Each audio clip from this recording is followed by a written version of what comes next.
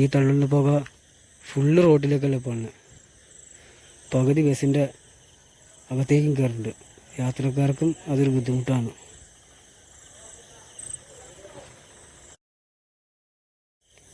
Bike യാത്രക്കാരും തെറി പറഞ്ഞുകൊണ്ട് റോട്ടിൽ കൂടെ പോകണേ. അവരെ വായിലേക്ക് പുക അടിച്ചു കൊടുത്തു കഴിഞ്ഞാൽ തെറി പറയാണ്ടിരിക്കും.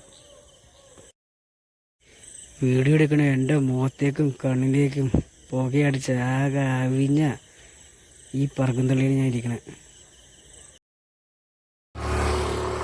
ഈ KSRTC ബസ്സുകാർക്കൊന്നും ഈ പുക പരിശോധന ബാധകമല്ലേ? ബസ്സിൽ പ്ലാസ്റ്റിക് കുപ്പി സൂക്ഷിച്ചു എന്ന പേരിൽ കേസെടുക്കാം ബസ്സിലെ ജീവനക്കാരെതിരെ. അപ്പോൾ ഇങ്ങനെ പുക മലിനീകരണം നടത്തുന്ന ബസ്സിലെ കണ്ടക്ടർ, ഡ്രൈവർ ഇവർക്കെതിരെ കേസെടുക്കില്ലേ?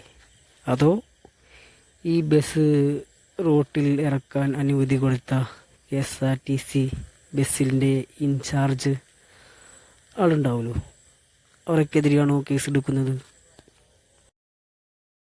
എന്താണ് നടപടി? ഗൈസ്, പ്രതികരിക്കൂ. നമ്മുടെ ഒരു ബൈക്കോ കാറോ ഇതുപോലെ പുകയും പറപ്പിച്ചുകൊണ്ട് റോഡിൽ കൂടെ പോയി കഴിഞ്ഞാൽ അവരപ്പം വന്ന് കേസെടുക്കും, നല്ല ഫൈനും മേടിക്കും. ഇതിനെന്താണ് നടപടി? പിന്നെ ഈ വീഡിയോയുടെ അവസാനം വരെയും കാണാൻ ശ്രമിക്കുക. അവസാനം ഈ ബസ്സിൻ്റെ നമ്പറും വ്യക്തമായിട്ട് കാണുകയും ചെയ്യാം.